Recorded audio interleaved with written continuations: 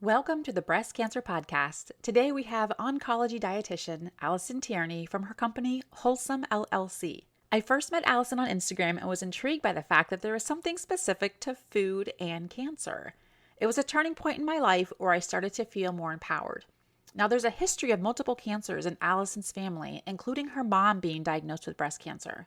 This moved Alison to get her bachelor's degree in dietetics, her master's degree in nutrition and fitness, and also her board certification as a specialist in oncology nutrition.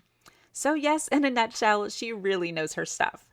We've since become good friends and plan to meet up this year in person. I continue to learn so much from her and thought what a perfect person to bring on our podcast. I'm excited to introduce you to Alison Tierney. Welcome to the Breast Cancer Podcast. I'm breast surgeon, Dr. Deepa Halaharvi. And I'm Monica Brooks, a breast cancer advocate. And we are both breast cancer survivors. We're here to talk about all things breast cancer. From surgery to survivorship, we know firsthand the challenges a breast cancer diagnosis can bring. We are here to tackle topics that impact our lives. Let's get started.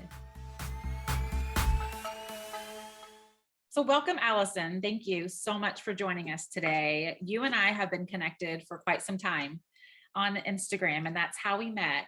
And I started following you because what you were putting and your business was just about feeling empowered over the choices that you have with food. And it totally flipped my life upside down at a time I really needed it. Like I was really going through a hard time emotionally with what else could I be doing? Like once chemo ended, was my cancer going to come back? And it wasn't until I started following your Instagram account, Wholesome LLC, where I just started getting lots of helpful information. And it really was a turn in my life where I just felt more in power of my choices. And it was just also just like liberating. It liberated so much of my fears that I was carrying with me. So I thought what a perfect person, because you're so nice as well to have on our podcast. So welcome. Yeah, this is so awesome. And you know what, to be able to connect with you, Monica, and Dr. Halaharvi is so cool because we've never met in person, but I feel like we truly are really good friends. And just how the world of social media can bring some really great positive things into your life during a time that's probably not so positive, right? So I'm glad to be part of that story and that journey, and just hopefully be part of that support and care that you've needed when you were going through current treatment and then into survivorship as well. So Dr. Halaharvi, why don't you go ahead and start? And I'm curious what kind of questions you get asked the most from your patients. The most common question I have about nutrition is, I eat so healthy. I'm vegetarian or vegan, or I don't eat anything unhealthy. Why did I get cancer? And that's like the most common question I get. And then once they're diagnosed with cancer, then the questions about soy and breast cancer, what things they should avoid and what things can they eat. And I think it almost becomes like a fear on maybe the things that they're eating is what's causing the cancer. And, with cancer, you lose so much control, right? So you want to at least have some control in picking the foods that you eat. So I totally get it. So what I really like to focus on is, I really focus on teaching people, okay, here's the empowerment to help reduce your risk of developing cancer. Here's how we can help you during that course of treatment.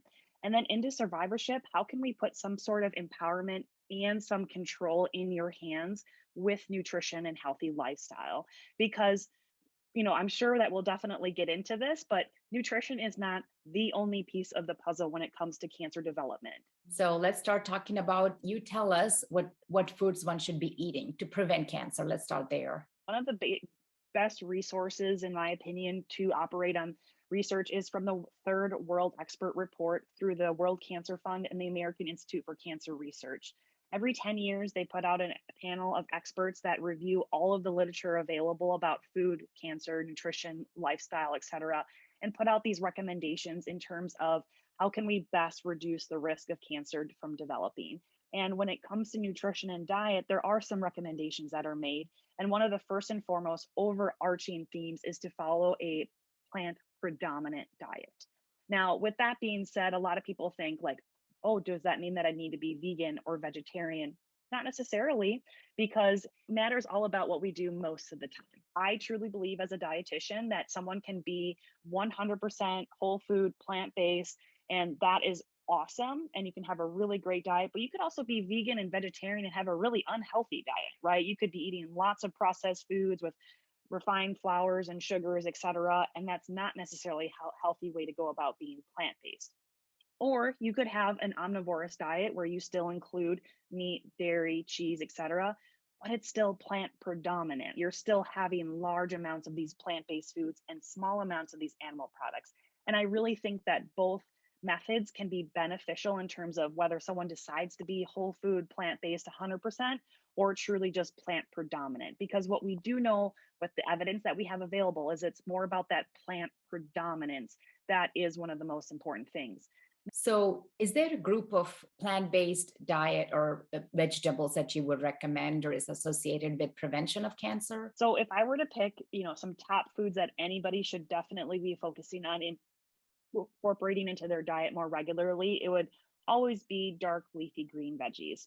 A lot of people are very familiar with the fact that yes, spinach is good for me or kale is good for me. I always tell people I don't need to really tell you that your fruits and vegetables are good for you, but if you can understand why. So one of the biggest premises about diet that is so beneficial is something called phytochemicals or phytonutrients.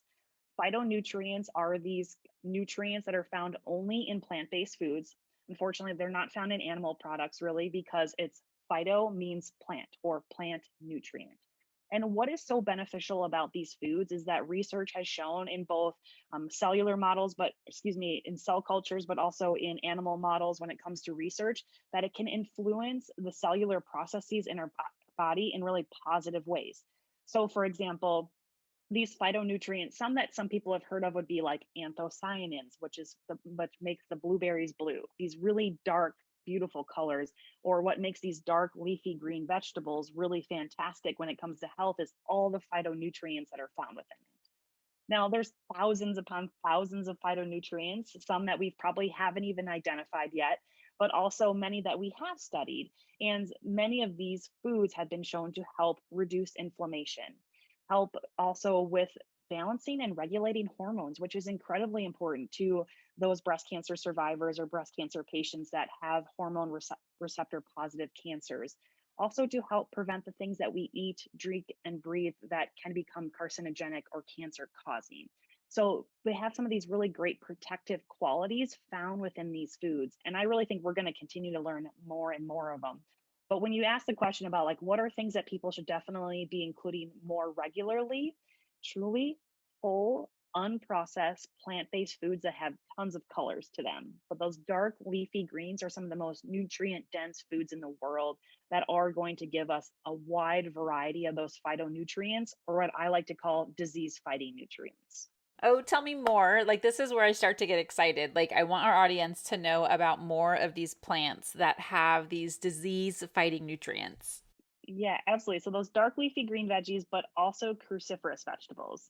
Cruciferous vegetables, what it really truly means is how they grow. They grow in four petals that cross each other, so that cruciferous or that cross formation. But what falls into that category is broccoli, cauliflower, Brussels sprouts, kale, cabbage, some of these really awesome, but also sometimes vegetables that not many of us are including very frequently because we have to learn how to eat them. We have to learn how to cook them so that we enjoy them, right? But what is really unique to this group of foods is that they contain something called glucosinolates. Glucosinolates is one of those phytonutrients that I was just talking about, and it's been shown to have some of the best disease fighting properties that there are. And the glucosinolates are pretty unique to the cruciferous vegetables. So that's why we want to try to include those as regularly as possible.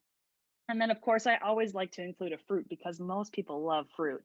But those berries, especially the blueberries, strawberries, blackberries, raspberries, have some of the most nutrient density there, with meaning lots of nutrients in a small amount, in particular with tons of phytonutrients that have those disease protective qualities to them. So if I were to pick three, it would be dark leafy greens such as spinach, and then cruciferous vegetables and berries. But there's so many I could go on and on. You know that, Mom. Yes. let's imagine that someone's listening and they're like, oh my goodness, that sounds like a lot. Switching my diet to this. Where do you tell people to start? One of my biggest recommendations of where to start is truly just think about adding rather than subtracting. So I think a lot of times when people hear a plant-based diet, they often think, oh, I need to cut meat out, or I need to cut dairy or eggs or fish or whatever it might be. I don't actually encourage people to start that way, especially if that's intimidating to you or daunting to you, because depending on how you grew up, that might be incredibly intimidating. But if you really truly focus on just adding more fruits and vegetables to your diet, that is a really awesome place to start, because when you start adding fruits and vegetables to your diet, or other whole grains and legumes like kidney beans, black beans, etc., they start crowding out some of the things that we don't necessarily want to see as frequently into the diet. So if somebody doesn't regularly include fruits and vegetables into their diet, I always recommend starting with, okay, make sure at each meal you have a fruit or a vegetable. And then when you advance from there, make sure you have a fruit and a vegetable with each meal. And then we'll take it steps further. Okay, are you having legumes in your diet, such as black beans, kidney beans, garbanzo beans, and soy, which I know we'll talk about soon, because that's a huge question for a lot of people. And just building upon there. And naturally, a lot of the things that we do want to reduce in the diet, especially the processed foods, refined sugars, etc., and especially the processed and red meats, those will start naturally falling away, because you're going to get so full and awesomely full on these really great whole plant-based foods that you'll naturally start having a more plant-forward diet. I think one of the things you taught me as well when eating or transitioning is, it's a simple phrase: can I add greens to that? And I even look at my meals today. Like, I do cook predominantly plant-based meals, and I'll look at something and I'll be like, ooh, I can add kale to that, or you can add it so easily. And that's one of the little tricks that has helped me maintain a healthy diet. Absolutely. And that's so awesome. I love that phrase of, can I add greens to that? That was coined to me by another dietitian that I worked with. And I was like, oh, that's so amazing. So, and I do recall a client that I was most recently working with. He's like, wilted spinach, I want nothing to do with that. But a tip for that, if adding a big handful of spinach to your soup, for example, and then you don't want to have this big spoonful of like a wilted spinach, chop the spinach finely and then add it to your soup at the very end, so it gets a little bit wilted. You probably won't even notice that it's there, and you're still retaining the nutrients and adding all those really great phytochemicals to the diet, and you would hardly even taste it. Or adding spinach to a smoothie. I know sometimes the color can change, so that can be very take people aback when they look at their smoothie is a little bit green, or sometimes turns a little bit brown. Then you can't even taste spinach when you add it to a smoothie. So those are really great places to start that you wouldn't even really taste it. I did want to talk to you about. So before going to that, though, I do have a question. So I also eat a lot of plant-based diet, but growing up in a family where we had meat for breakfast, lunch, and dinner, and it's really hard to give up that meat. So we have now incorporated like organic chicken. I mean, really only meat we eat is like chicken and eggs.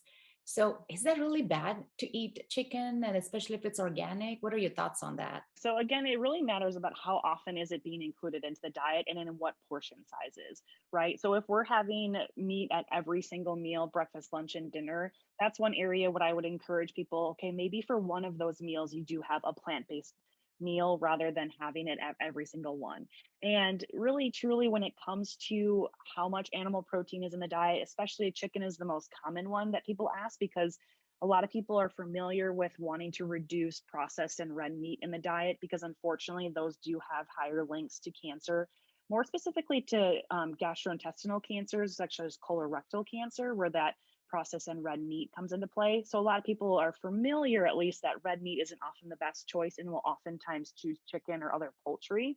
So one of the biggest things that I would recommend is just having smaller portions of it. And I like to think of using meat really truly as a condiment. So for example, when I ask people, okay, share with me what might be a typical meal for you, and they might say, oh, I might have chicken breast. And then I always have to pry a little bit more and say, well, what would you have with that? Because most time people aren't just eating chicken breast for a meal, but then maybe they'll, let's do a standard, and they might have potatoes and a veggie on the side. Well, how can we focus on making sure that we have more of these really non-starchy vegetables? We have a legume, and then the chicken breast is maybe like 2 to 3 ounces on the side. Or you have a beautiful salad and you sprinkle a little bit of chopped chicken breast on top of it more as a condiment. So kind of see where we're flipping the thinking of, we don't necessarily want the meat to be the focus of the meal anymore. We want it to be more of like the side focus or the side dish, and kind of transfer the whole grains, fruits, vegetables, and legumes to be the main focus. So it does take a little bit of thinking about your meals a little bit differently. So I can't specifically say like how bad is that. It's more of a, we do know the benefits of transitioning to more of the plants, because one thing that plants can include, not just the phytonutrients, is also the fiber. So animal-based products such as the chicken, really anything, does not have fiber in it. Any animal products don't have fiber because fiber is unique to plants. Just like we as humans have bones for our structure, plants have fiber. Fiber is incredibly important to our overall well-being. A lot of people think of fiber as the ability to have a healthy bowel movement without constipation, etc.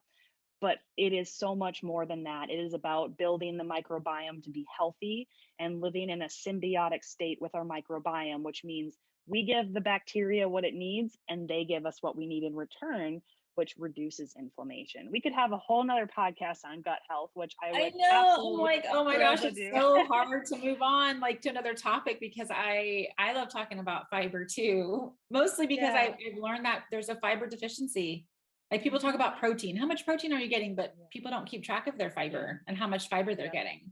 Exactly. Research shows that only 3% of Americans actually meet their fiber recommendation. And that's just like the minimum recommendation. And only 3% of Americans have a protein deficiency. And unfortunately, a lot of the protein deficiency is seen in individuals that tend to have eating disorders or aren't truly just getting enough calories. So if we were able to get enough calories, they likely wouldn't have a protein deficiency. But the thing about, kind of coming back to that animal protein question, when we think about the plant forward diet and what it offers in terms of benefit, it's not just that it's fruits and vegetables. It's that they contain a wide array of phytonutrients, which have these disease fighting properties, and they contain incredible amounts of fiber. Two things that animal products don't offer us. So every time that we're focusing on more animal products into the diet, we're losing out on these things that can be very key in helping us fight. So how much is it about that they necessarily, let's say, quote unquote, have bad things in them versus the fact that they just simply lack the disease fighting properties that plants have? So it's really truly about, are we getting enough fiber on that plate? And if we're eating so much meat or animal products, we're likely not getting enough fiber and therefore not getting these disease fighting properties that are going to help us in our immune system, and so many other aspects of our health. All right, now to the burning question. Pretty much every patient asks me this question is it bad to eat soy if I have breast cancer? What do you think?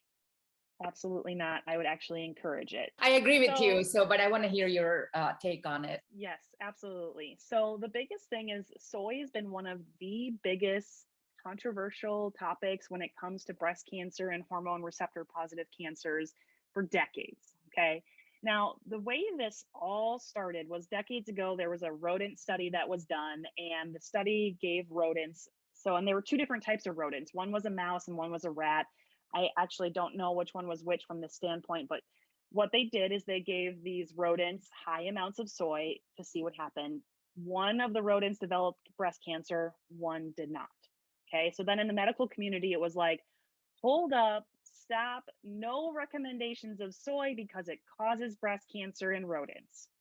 Now, don't get me wrong. I think that we can glean information from these studies because they do need to progress to human studies. However, thousands and thousands of studies later, done on humans, have shown that soy included into the diet actually reduces the risk of estrogen and receptor and even progesterone, and get this, triple negative cancers as well, that it has a benefit to help reduce the risk of recurrence. So a lot of it stems from this, this study that was done long ago, and we hear this was bad for us, but we didn't have all the information, and research changes. And so why would this be a benefit, right? So people say, but soy contains estrogen. Soy contains phytoestrogen, which is plant estrogen. It is not the same as human estrogen, although they do in their chemical structure look similar, but it is not the same. Okay. So what happens, and this is kind of getting down to the nitty gritty of it, but we have two different receptors of estrogen in our body. Okay, we have an alpha receptor and a beta receptor. Now, when we think of receptors, receptors are like the lock, and the hormone is the key. Okay, so let's say the key is the estrogen in our body, and the lock or the receptor is where the key goes into, right? So the estrogen key goes into the estrogen lock or receptor, and it opens the door and lets it work. Okay. Have you ever had a key that fits into the lock and it doesn't open the lock and you get so incredibly frustrated? You're like, but it works, right? That's the part of the relationship with soy and human estrogen. It can sit in that receptor, but it doesn't work. Now, when we get down to the alpha and the beta, these two different receptors, the human estrogen prefers to sit in the alpha receptor. The beta receptor is where the phytoestrogens prefer to sit. Okay, so I know this is kind of be a complicated thing. So let's think about that again. So we have the alpha receptor, that's where the human estrogen prefers to go. And we have the beta receptor, that's where the phytoestrogens prefer to go. But the thing about that is when the beta receptors are essentially firing or working, it actually reduces the alpha receptor and therefore reduces the risk of breast cancer. Wow, Okay? that is an incredible explanation. I will never forget the lock and key forever. I'm going to There see you that go. to my patients. So. Yeah. Please do, because this is one of the biggest like myths and things that I'm trying, and much of the medical community and nutrition community is trying to dispel, is that soy is actually beneficial. Now, when we take it away from that, this study in breast cancer patients that are estrogen receptor cancers, in their survivorship, research has shown that individuals that are breast cancer survivors that eat the most amount of soy have a 25% risk reduction of recurrence. Patients that eat the most soy compared to those who eat less. Now, when we take it a little bit further, research has shown that when we include soy into earlier parts of our life, into children and adolescents, it actually reduces the risk of breast cancer later in life for those individuals. So it is something that I used to tell people, well, if you don't like it, don't worry about it, whatever, no problem. My now take on it, after seeing even more and more studies, is that yeah, if you don't like tofu or edamame, like you don't have to force it in your body. I'm all about, if you don't like it, and like, why would we force something we hate? Let's get something that we enjoy that is still nutrient dense. However, my now opinion is that if we're not including it, we might be missing out on a key piece that can help reduce our risk of recurrence. So with that being said, I do recommend soy in the diet. Preferably, we want to see it from sources like edamame, tofu, tempeh, soy milk. That is different than the soy. If you look at a granola bar and it says that it includes soy lecithin or these other soy products, that is highly refined soy. That is different. It's not the same. So just like we want to see in the diet when we're eating whole unprocessed foods, we want to try to get soy whole unprocessed as much as possible as well. So we do see in research reduced risk of breast cancer and other hormonally based cancers, and specifically prostate cancer as well. That's usually what I tell my patients. I'm glad I'm telling them the right thing. Yeah, and I think some, I don't want to say surgeons or oncologists, they don't know about soy. And so they say, oh, it has estrogen in it, avoid it. Like I've heard that so many times from women. So why do you think that we are hearing conflicting information? Can I answer that I question? do. I know the answer. Halaharvi to answer that. Okay, I think Alison is looking at me. Yeah. So the answer really is we really are not taught these things in medical school or in our residency and training. I mean, I'm just at awe when I'm listening to Alison. I'm like, I just want to like take her with me wherever I go. I want you to come with me, Alison. I want to just take you with me wherever I go. And whenever I talk to patients, you're just so full of knowledge and good knowledge and evidence-based knowledge. And this is exactly what I tell my patients is the goods, the soy is good for you, especially if it's natural and not synthetic soy. And of course, you don't want to overdo anything, right? You want a moderation with everything, right? To answer Monica's question, I mean, we really are not taught these things in medical school. And so and plus we don't have the time to look at all the literature and look at everything, and we don't want to tell the wrong thing to the patients. So we really basically tell them what I have learned in medical school. I graduated medical school in 2008, so things have changed so much since then too, and so research changes drastically, right? And so it's really hard to keep up with all of it. But Yeah, and I'm glad you said that, because that's my opinion of it too, is that in medical school there just is not the training for nutrition, because there's not time for it. And one of the things that I always tell people is, well, look, why didn't my doctor tell me this, or why didn't my doctor talk to me about this?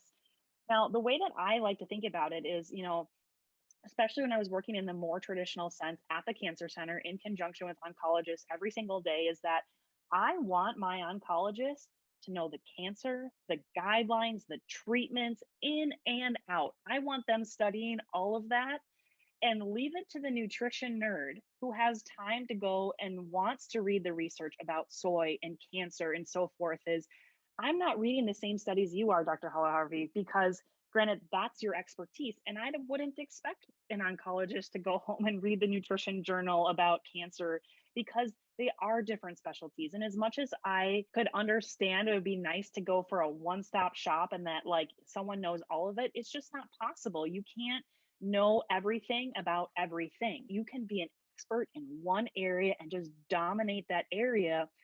But why? And I think that's one conversation that always needs to be had, is how are we incorporating the multidisciplinary team in our cancer care? And I think that's a really hard thing, is that, and when I talk to patients about things that I'm not an expert in, for something as simple as, we're talking about mostly women and their pelvic floor health, like as their dietitian, I can't do much about that. I say, you need to see a pelvic floor physical therapist, right? So if we're having those conversations with our patients about how we can best support them in the multiple areas that matter in their health, that's where a lot of this comes from. And it's hard. There's not one perfect answer or one perfect solution. But if we can have these conversations and then also say, I really recommend that you see an oncology dietitian to have some of these conversations. It doesn't mean you can't give that base knowledge of like, oh, this is what I know. But if you want to have a more in-depth session of it, that's what I can do. That's what my time is built for, is to have those conversations with people, and you handle the things that the specialist in. So I think that's a really hard thing, but it's just, you're just not trained it. And, did you have a nutrition class in medical school? No, I did in not. most places I did yeah, not. so Yeah. you didn't, yep. So there isn't a nutrition class in most med schools. I don't think it's even required. Whereas, I have a nutrition degree, a master's degree, continuing education, all in nutrition. So I think it's about having these appropriate conversations and where the experts lie from those standpoints. You're exactly right. And I think a smart physician would say, hey, I don't know a lot about this, but let me refer you to a nutritionist. And I think, and I tend to do that quite often. But it's like this, when patient gets diagnosed with cancer, you're like hit by a train, right? You're in a train wreck. So I usually spend about an hour explaining their diagnosis, the pathology, show them the imaging, go through the different treatment options. There's not enough time to talk about nutrition. And even then, whatever you tell them, they only retain 10% of what you tell them. So there isn't enough time to talk about it with us. But I think you're right. It's good for us, a good reminder that we should be sending our patients to it's someone specialist like you. And I'm just in an awe talking to you. You're so good at this stuff, and you're so passionate, and I can see that the patients that come to you are so blessed to have your expertise and knowledge. And I do have one other question. I know we need to let you go at some point. What do you think of dairy? What's your take on dairy? Yeah, so dairy is one thing that I typically do encourage people to reduce from their diet as well. Now, I live in Wisconsin, the dairy state, right? It's mostly beer, cheese, and brats, right? All of these things that we don't necessarily encourage for cancer, especially. Now, dairy is something that we do recommend. The jury is definitely still out in cancer, but there is somewhat of a link. We see a lot more of the dairy link to prostate cancer, but that's a hormonally driven cancer. So one of the concerns of dairy is the exposure to other outside sex steroid hormones from a cow, for example, which is still estrogen and progesterone. And how we are getting some of that outside source exposure of it. So if we have an estrogen receptor positive cancer, do we really want to be bringing dairy or cow based estrogen into the human body? So there's still questions about that link there, but we do know when we look at the third world expert report and the American Institute for Cancer Research, greater intake of dairy foods is associated with greater risk of cancer. So again, how much every day and so forth, that has not been answered, but so I do recommend encouraging people to reduce that. And the other thing is related to IGF-1 or insulin-like growth factor, where animal-based proteins and dairies have been shown to increase this thing called IGF-1, which might be linked to increasing the risk of the promotion of cancer as well. Wow, I've learned so many things. Rich green leafy vegetables, cruciferous vegetables. You can have soy, but that's natural soy. Limit dairy, limit animal protein. What about green tea? Absolutely. Green tea, go for it. Yeah, there's some really great phytonutrients in green tea. Specific studies are great studies with breast cancer and green tea. A recommendation, even like 3 cups a day would be fantastic. And I just want to note something too, Dr. Halaharvi, in terms of what you just said.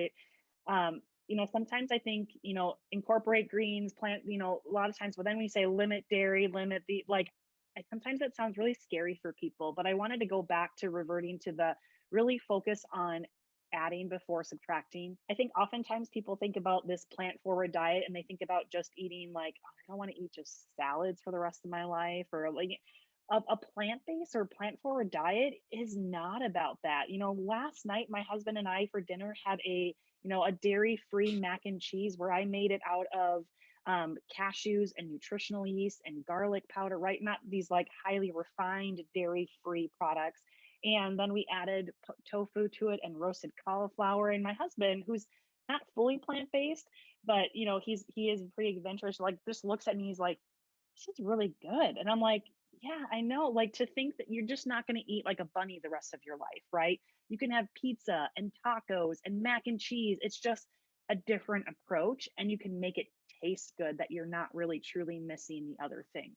And that's part of how I help people, is that they're like, I just don't want to eat broccoli the rest of my life. But if I can teach you how to make broccoli where you absolutely love it, you're going to have no problem including broccoli regularly. Yeah, so yeah. I think it can be very scary, intimidating, and daunting. But if you can get somebody in your wheelhouse that can teach you how to do it and teach you how to eat it in a delicious way, you're going to be much more inclined to stick with it. And honestly, if you had told me 10 years ago that I would have been a plant-based eater and eat broccoli and cruciferous vegetables every day and pick them off the stove while I'm creating dinner like they're French fries, I would have been like, yeah, okay. That's not, but it's one of those things, is that, but how can we teach people how to do these things in delicious, sustainable, lifelong ways that there's actual joy? Because I really believe that, God made food taste good for a reason. And I do believe eat to live, but also, where does that nourishment and joy, where do they intersect?